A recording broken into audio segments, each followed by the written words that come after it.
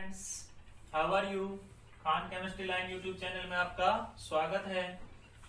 Chapter processing में हमारा continue चल रहा है, वो है हेलो एल्केन हेलो एरीन। उसमें हमने SN1 यानी कि एकाणुक नाभिक स्नेही प्रतिस्थापन रासायनिक अभिक्रिया की अच्छे से बात कर ली थी, पूरी तरह से क्लियर कर लिया था कि भाई SN1 रासायनिक अभिक्रिया तब तक एल्किल हैलाइड में संपन्न होती है, दो पदों में संपन्न होती है। प्रथम पद मंद पद होता है, वेग निर्धारक पद होता है, रासायनिक बलगतिकी रूप से नियंत्रित होता है, मध्यवर्ती कार्बोकैटायन निर्मित होता है। दूसरा पद फास्ट स्टेप होता है, तीव्र पद होता है, जिससे उत्पाद ग्रुप में तृतीयक अल्कोहल की प्राप्ति होती है। उसके आधार पर हमने कार्बोकैटायनों का स्थायित्व का क्रम पढ़ लिया था। सबसे ज्यादा कार्बोकैटायन बेंजीन कार्बोकैटायन, उसके बाद एल्किल एक्रिल कार्बोकैटायन, उसके बाद तृतीयक 3 degree carbocation, 2 degree carbocation, 1 degree carbocation, अभिलाक्षणिक कैरेक्टरिस्टिक कार्बोकैटायन यानी कि मैथिल कार्बोकैटायन, और हेलो एल्केनों की क्रियाशीलता का ऑर्डर पढ़ लिया था। ठीक है, उसके बाद SN1 रासायनिक अभिक्रिया के पक्ष में प्रमाण पढ़ लिए थे। पहला प्रमाण गतिज प्रमाण पढ़ लिया था कि जो dx/dt होता है अभिक्रिया वेग, वो प्रथम कोटि की तृतीयक एल्किल हैलाइड की सांद्रता पर निर्भर करता है, इसलिए SN1 रासायनिक अभिक्रिया प्रथम कोटि की रासायनिक अभिक्रिया मानी जाती है। और दूसरा जो हमने इसमें प्रमाण पढ़ा था वो था त्रिविम प्रमाण, क्योंकि इसमें डेक्स्ट्रो रूप और वामावर्त रूप का मिश्रण प्राप्त होता है, जिसको रेशमीकरण कहा जाता है। तो ये सारी चीजें हम अच्छे से क्लियर कर चुके हैं। अब बात करते हैं हम SN2 की। जो नेक्स्ट रिएक्शन होगी वो है SN2, जिसको क्या बोलेंगे? सब्स्टिट्यूशन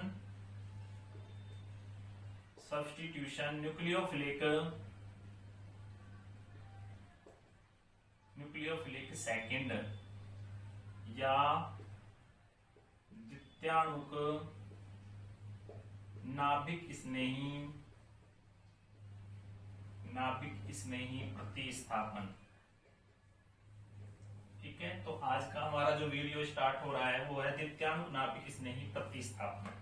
तो SN1 हमको अच्छे से क्लियर है, तो SN2 की चर्चा कर लेते हैं क्या क्या है इसके अंतर्गत।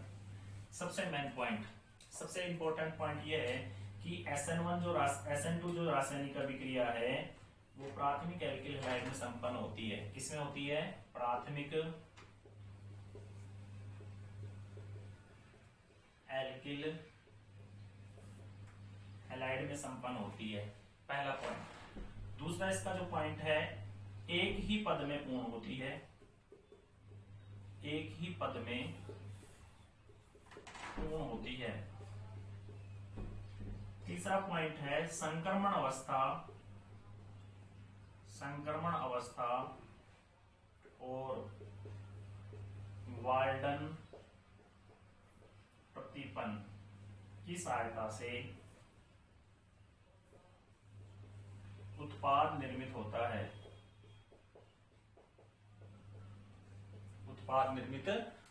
चौथा जो पॉइंट है यह है सेकंड ऑर्डर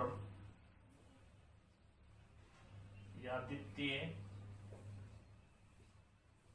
कोटि की रासायनिक अभिक्रिया मानी जाती है।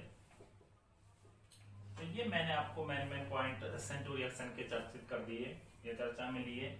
सबसे पहले तो प्राथमिक एल्किल हैलाइड में संपन्न होती है, ठीक है, पहला पॉइंट। दूसरा पॉइंट है एक ही पद में पूर्ण होती है, संक्रमण अवस्था और वाल्डन प्रतिपन्न की सहायता से उत्पाद निर्मित होता है। चौथा पॉइंट है ये सेकंड ऑर्डर रिएक्शन है, रासायनिक अभिक्रिया सेकंड ऑर्डर की मानी जाती है, क्योंकि इसमें जो अभिक्रिया वेग होता है dx/dt वो अभिकारक RCH2X यानी कि प्राथमिक एल्किल हैलाइड और न्यूक्लियोफिलिक Nu- दोनों की कंसंट्रेशन पर डिपेंड करता है, इसलिए ये द्वितीय कोटि की रासायनिक अभिक्रिया मानी जाती है। तो बात करते हैं, चलो रिएक्शन को देखते हैं। ये तो इसके मेन पॉइंट हो गए। इन पॉइंटों को हम रिएक्शन के आधार पर समझते हैं कि किस प्रकार ये सारे पॉइंट इस रिएक्शन में क्लियर होते हैं। तो रिएक्शन को देखते हैं क्या है इसमें, इसको मैं क्लीन कर देता हूं।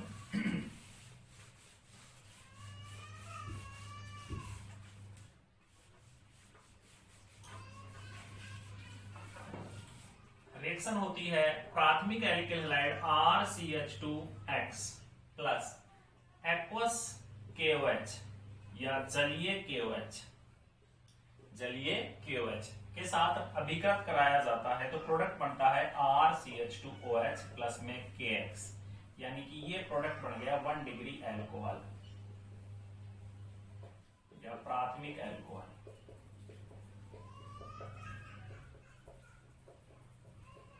ठीक है, तो प्राथमिक एल्किल हैलाइड्स में संपन्न हुई, प्राथमिक एल्कोहल का निर्माण हुआ। पहला पॉइंट अब क्लियर हो गया जो मैं आपको बताया था अभी पीछे। नेक्स्ट पॉइंट जो है वो पॉइंट है क्रिया विधि से समझे। क्रिया विधि, मैकेनिज्म। क्रिया विधि में क्या होता है, इसमें एक्वस जो KOH है इसका विघटन होता है K प्लस OH माइनस, और OH माइनस कहलाता है नाभिक स्नेही, न्यूक्लियोफिलिक। ठीक है, नाभिक स्नेही। अब बात ये आती है कि जो SN1 रिएक्शन थी उसमें तो क्या था, तृतीयक एल्किल हैलाइड में संपन्न हुई थी। यहां बहुत अच्छे से ध्यान से समझना, तृतीयक एल्किल हैलाइड, और ये संपन्न होती है प्राथमिक एल्किल हैलाइड। ये दोनों में बहुत इंपॉर्टेंट पॉइंट है। जो SN1 थी उसमें एल्किल समूह का कैसा प्रभाव था, प्लस आई प्रेरणिक प्रभाव, और प्लस आई प्रेरणिक प्रभाव से इंडक्टिव इफेक्ट। प्लस आई जो प्रेरणिक प्रभाव है वो 3 डिग्री कार्बन पर क्या बढ़ाता है, इलेक्ट्रॉन डेंसिटी, जिसके कारण कोवलेंट बॉन्ड के इलेक्ट्रॉन, कार्बन और हेलोजन के बीच में जो एक कोवलेंट बॉन्ड के इलेक्ट्रॉन है वो हेलोजन की तरफ आसानी के साथ क्या हो रहे थे, अग्रसर, आसानी के साथ रिमूव हो रहे थे। लेकिन बात यहां पर ये आती है कि यहां पर एल्किल समूह की संख्या कितनी है, 1, और यहां पर एल्किल समूह की संख्या कितनी है, 3। तो उस स्थिति में क्या होता है कि इस प्राथमिक जो कार्बन है इस पर इलेक्ट्रॉन डेंसिटी इसकी तुलना में, तृतीयक एल्किल हैलाइड में उपस्थित 3 डिग्री कार्बन की तुलना में प्राथमिक कार्बन जो 1 डिग्री कार्बन है उस पर इलेक्ट्रॉन डेंसिटी बहुत कम मात्रा में बढ़ पाती है, जिसके कारण कार्बन और हाइड्रोजन के बीच में जो बॉन्ड स्ट्रेंथ है वो बहुत मजबूत रहती है, यानी कि अट्रैक्शन फोर्स ज्यादा रहता है। इसलिए इस वाले कोवलेंट बॉन्ड के इलेक्ट्रॉन आसानी के साथ हाइड्रोजन ले नहीं पाता, क्योंकि इलेक्ट्रॉन डेंसिटी न्यूनतम है तो हाइड्रोजन आसानी के साथ पृथक नहीं हो पाता है। तो ये सबसे महत्वपूर्ण बात है। अब इसमें से हाइड्रोजन आगे से हट नहीं रहा और हमको जोड़ना है न्यूक्लियोफिलिक OH माइनस, यानी कि एक नाभिक स्नेही X का दूसरे नाभिक स्नेही OH माइनस से प्रतिस्थापन करना है। तो फिर ये कैसे रिएक्शन करता है, इस रिएक्शन में एक अवस्था बनती है जिसको बोलता जाता है संक्रमण अवस्था। संक्रमण अवस्था, जिसको ट्रांजिशनल एलिमेंट भी कहा जाता है, ट्रांजिशनल स्टेट भी कहा जाता है, ट्रांजिशनल स्टेट्स भी कहा जाता है।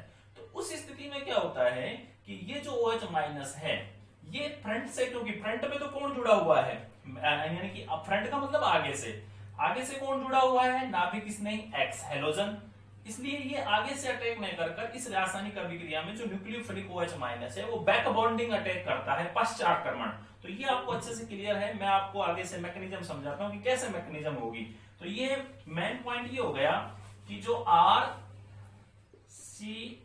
RCH2X है, RCH2X है, तो उस स्थिति में क्या होता है कि इसमें आगे से तो क्या जुड़ा हुआ है, नाभिक स्नेही X हेलोजन परमाणु, ये हटता नहीं है क्योंकि आसानी, क्योंकि कार्बन 1 डिग्री पर इलेक्ट्रॉन डेंसिटी बढ़ी नहीं, इसलिए X का वियोजन या विस्थापन नहीं होगा। इसलिए जो नाभिक स्नेही OH माइनस है ये कहां से अटैक करता है, बैक बॉन्डिंग अटैक करता है OH माइनस, जिसको बोलेंगे बैक बॉन्डिंग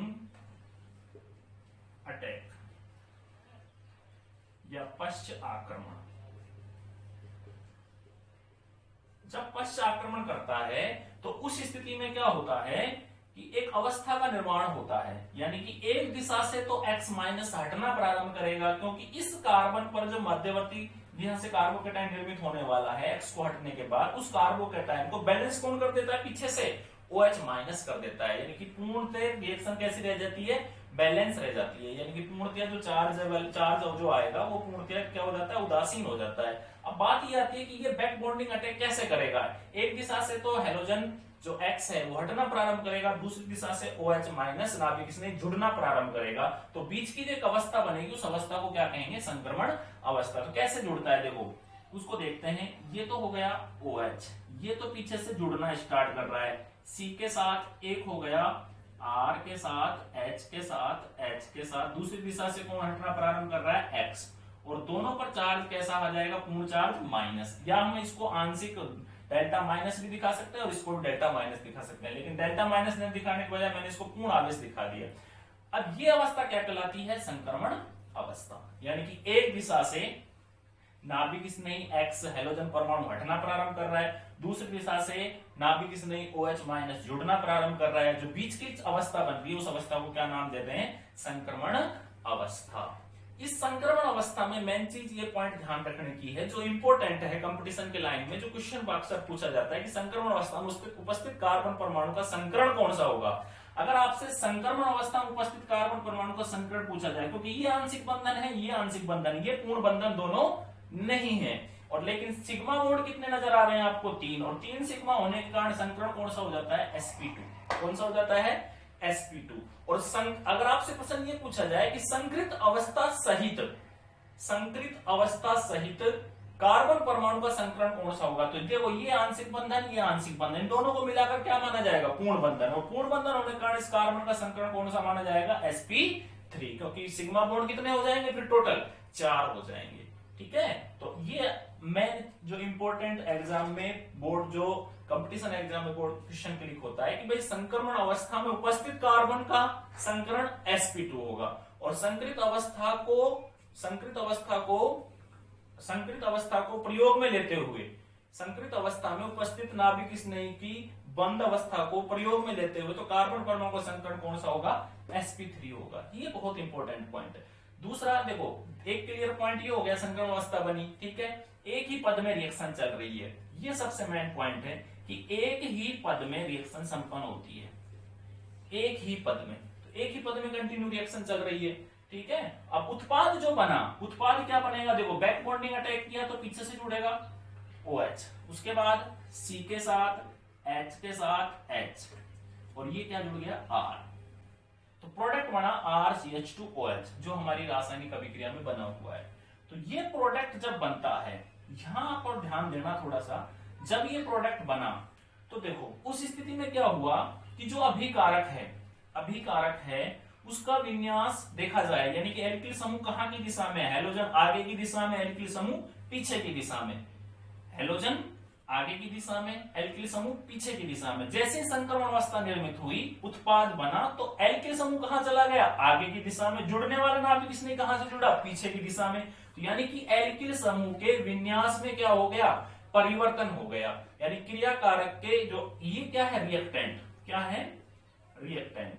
इस रिएक्टेंट के विन्यास, कॉन्फ़िगरेशन, विन्यास में क्या हुआ? परिवर्तन हुआ। आर बैक में था, प्रोडक्ट में कहां चला गया? फ्रंट पर, यानी कि आगे की दिशा में चला गया ये वाला एल्किल समूह। यानी कि इसके विन्यास में क्या हुआ? परिवर्तन हुआ। क्या हुआ? परिवर्तन। जब क्रियाकारक के विन्यास में अभिक्रिया के दौरान परिवर्तन होता है तो उसको कहा जाता है प्रतीपन। क्या कहा जाता है? प्रतीपन, या कह सकते हैं अपन विन्यास में प्रतीपन, विन्यास में प्रतीपन, यानी कि कॉन्फ़िगरेशन में इन्वर्जन। ठीक है, इसी को किस नाम से जाना गया? वाल्डन प्रतीपन। इसी को किस नाम से जाना गया? वाल्डन प्रतीपन। तो मैंने आपको सबसे पहला पॉइंट क्या बताया था SN2 रासायनिक अभिक्रिया में कि प्राथमिक एल्किल हैलाइड में संपन्न होती है। क्लियर? ठीक है। दूसरा पॉइंट क्या बताया था मैंने आपको? संक्रमण अवस्था का निर्माण होता है और वाल्टन प्रतीपन। ठीक है।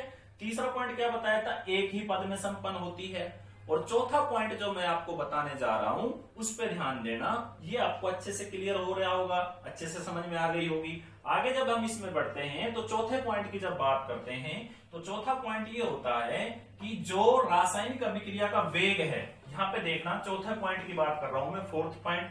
ये पहला पॉइंट हो गया, ठीक है। संक्रमण अवस्था वाल्टन प्रतीपन दूसरा पॉइंट हो गया, ठीक है। तीसरा पॉइंट क्या हो गया इसका? एक ही पद में संपन्न हुई, ठीक है। और चौथा पॉइंट क्या हो गया इसका? इस पे ध्यान देना कि जो अभिक्रिया वेग है dx/dt, इस रासायनिक अभिक्रिया में देखो क्या हो रहा है कि जो नाभिक स्नेही है OH-, ठीक है, और प्राथमिक एल्किल हैलाइड RCH2X दोनों एक साथ चल रहे हैं। देखो OH- साथ चल रहा है, RCH2H पूरा कंप्लीट संक्रमण अवस्था के दौरान है, तो दोनों एक साथ चल रहे हैं। तो जो अभिक्रिया का वेग है dx/dt वो दोनों की कंसंट्रेशन पर डिपेंड कर रहा है, दोनों की सांद्रता पर निर्भर कर रहा है। तो हम ये कह सकते हैं dx/dt समानुपाती RCH2X और इंटू OH माइनस, यानी कि दोनों की कंसंट्रेशन पर डिपेंड कर रहा है। इसलिए SN2 रासायनिक अभिक्रिया द्वितीय कोटि की रासायनिक अभिक्रिया मानी जाती है। तो आपको चारों पॉइंट अच्छे से इस SN2 रासायनिक अभिक्रिया के क्लियर हो गए होंगे, अच्छे से समझ में आ गए होंगे SN2 रासायनिक अभिक्रिया।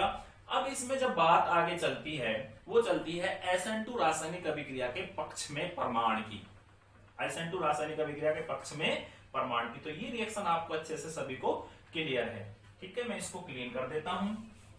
आगे जब हम इसमें बढ़ते हैं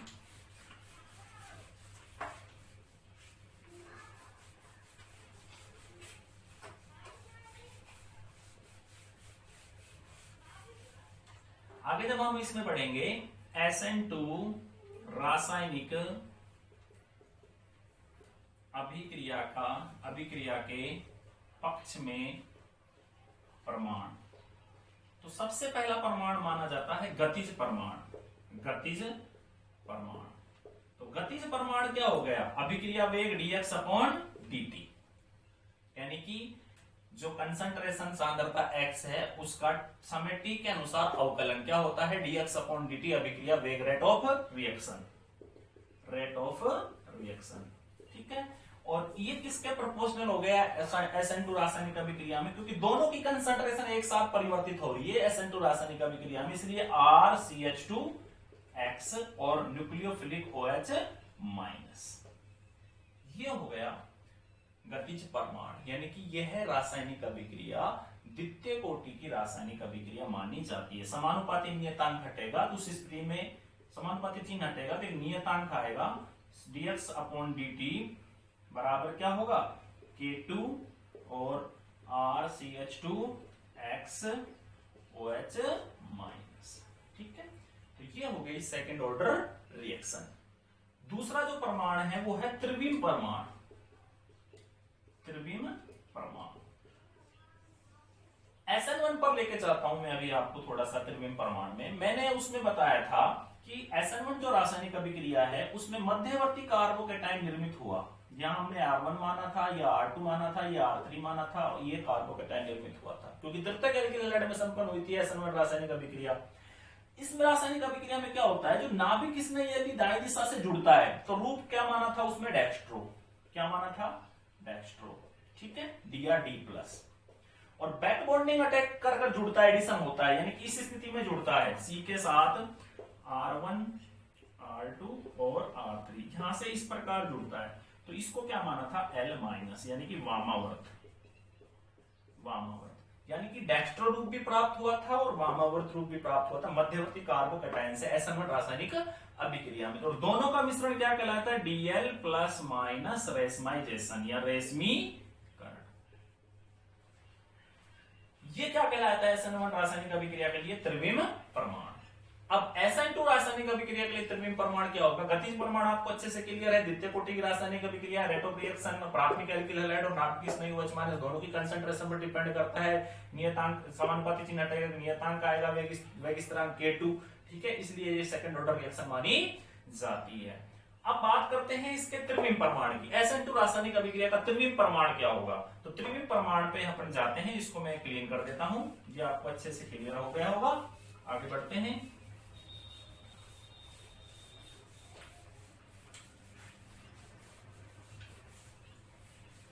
सेकंड पॉइंट है जो SN2 रासायनिक अभिक्रिया का त्रिविम परमाणु। अब देखिए, मैंने आपको बताया था कि ये प्राथमिक एल्किल हैलाइड में संपन्न होती है। तो प्राथमिक एल्किल हैलाइड का मतलब क्या होगा? ये कार्बन माना मैंने, ठीक है, इस कार्बन से ये मैंने A पॉइंट मान लिया, ये B पॉइंट मान लिया, ये C पॉइंट, यानी कि ये एक हाइड्रोजन है, ये हाइड्रोजन है, ये हाइड्रोजन है, यानी कि CH3 एक समूह है, मैथिल समूह, और इससे क्या जुड़ा हुआ था? हेलोजन। अब जब इसमें रिएक्शन संपन्न हुई तो इसमें जो न्यूक्लियोफिलिक है Nu माइनस, उसने क्या किया? Back bonding attack. तो कहने का अर्थ ये हुआ कि हेलोजन इसमें से पहले से हटता नहीं है, तो हेलोजन तो पहले से ही किस दिशा में है? आगे की दिशा में, यानी कि राइट साइड में है, ठीक है। तो राइट साइड में है तो उसको क्या विन्यास दिया गया? D+, दक्षिणावर्त। यानी कहने का अर्थ ये हुआ कि इसमें जो रिएक्शन जब संपन्न होती है तो त्रिविम परमाणु की बात की जाए, किसकी बात की जाए, त्रिविम परमाणु की, तो इसमें आगे की दिशा में हैलोजन परमाणु पहले से ही उपस्थित है। इसका मतलब दक्षिणावर्त रूप तो पहले से ही है, इसमें दक्षिणावर्त रूप तो पहले से ही जनरली उपस्थित है। अब इसमें केवल एक रूप ही बनने की संभावना है, क्योंकि इसमें क्या अवस्था उत्पन्न होती है, संक्रमण अवस्था। आगे की दिशा से हैलोजन हटना प्रारंभ करता है, पीछे से दिशा से न्यूक्लियोफिलिक जुड़ना प्रारंभ करता है। तो आगे से तो अटैक हो नहीं सकता, आगे से न्यूक्लियोफिलिक जुड़ ही नहीं सकता, इसलिए दक्षिणावर्त रूप तो संभव है ही नहीं, क्योंकि पहले से ही दक्षिणावर्त है वो। इसलिए केवल कौन सा रूप बनता है इसमें, वामाव्रत, यानी कि जो प्रोडक्ट बनेगा वो प्रोडक्ट क्या होगा, सी के साथ ये ए हो गया, ये बी हो गया, ये सी हो गया, बी से क्या साथ क्या जुड़ गया, न्यूक्लियोफिलिक। तो ये क्या बन गया, प्रोडक्ट, क्या बन गया, प्रोडक्ट। यानी कि कहने का अर्थ ये होगा, पीछे से जब कोई नाभिक नहीं जुड़ता है, कोई समूह जुड़ता है, यानी लेफ्ट साइड से जब समूह जुड़ता है तो उस स्थिति को क्या माना जाता है, L माइनस, यानी कि वामाव्रत। तो त्रिविम परमाणु क्या हुआ कि SN2 रासायनिक अभिक्रिया में प्राथमिक एल्किल हैलाइड में डेक्स्ट्रो रूप या दक्षिणावर्त रूप पहले से उपस्थित होने के कारण केवल वामावर्त रूप की ही प्राप्ति होती है, जबकि SN1 में दक्षिणावर्त और वामावर्त दोनों बनते हैं, इसलिए उसमें रेशमीकरण बनता है। तो ये आपको मेनली SN2 रासायनिक अभिक्रिया मैंने अच्छे से क्लियर कर दी है। अब बात ये आती है कि SN2 रासायनिक अभिक्रिया के लिए हेलो एल्केनों की क्रियाशीलता का क्रम क्या होगा, order reactivity of halo alkane on in SN2 रासायनिक रिएक्शन। तो SN2 केमिकल रिएक्शन के अंतर्गत जो हेलो एल्केन है उनकी ऑर्डर और रिएक्टिविटी का क्रम क्या होगा, तो उसको देखते हैं। देखो CH3X क्या है, हेलो एल्केनों का अभिलाक्षणिक समूह, CH3 CH2X क्या है, प्राथमिक हेलो एल्केन, CH3 CH के साथ X के साथ CH3 ये है द्वितीयक हेलो एल्केन, और ये हो गया CH3 का होल थ्राइज C के साथ X तृतीयक हेलो एल्केन। अब बात ये आती है कि SN1 तो किसमें हो रही है, तृतीयक एल्किल हैलाइड में, SN2 किसमें हो रही है, प्राथमिक एल्किल हैलाइड में या अभिलाक्षणिक समूह में ऑटोमेटिकली जनरली होगी, सीधी सी बात। तो SN2 के रासायनिक अभिक्रिया के लिए अगर तृतीयक एल्किल हैलाइड की बात करें तो इसमें जो तीनों एल्किल समूह है इसमें त्रिविम बाधा का कार्य करते हैं, ध्यान रखना, त्रिविम बाधा का, किसका काम करते हैं, त्रिविम बाधा का, ठीक है, त्रिविम बाधा का कार्य करते हैं। इसलिए SN2 रासायनिक अभिक्रिया तृतीयक एल्किल हैलाइड में नहीं होकर किसमें होती है सबसे ज्यादा, प्राथमिक अभिलाक्षणिक समूह के माने या प्राथमिक एल्किल हैलाइड की मानकर चले तो सबसे ज्यादा प्राथमिक एल्किल हैलाइड में, उसके बाद द्वितीयक में, और सबसे कम किसमें पाई जाती है, तृतीयक में। तो ये था रासायनिक SN2 रासायनिक अभिक्रिया के लिए हेलो एल्केनों की क्रियाशीलता का क्रम। ये भी इंपॉर्टेंट पॉइंट है, ठीक है, ये भी क्या है, इंपॉर्टेंट पॉइंट। तो SN1 और SN2 रासायनिक अभिक्रिया पूर्णतया क्लियर है। अब बात ये आती है कि भाई SN1 और SN2 रासायनिक अभिक्रिया में अंतर कैसे करेंगे हम। SN1 और SN2 रासायनिक अभिक्रिया में डिफरेंस, आपको दोनों रिएक्शन अच्छे से क्लियर हैं, दोनों रिएक्शनों में आप स्वाभाविक अंतर कर सकते हो। देखो मैं आपको एक बार थोड़ा सा डिस्कस कर देता हूं, आपके अच्छे से क्लियर हो जाएगा। पहला पॉइंट क्या होगा, पहला पॉइंट क्या होगा, देखो SN1 जो रासायनिक अभिक्रिया है उस पर ध्यान देना।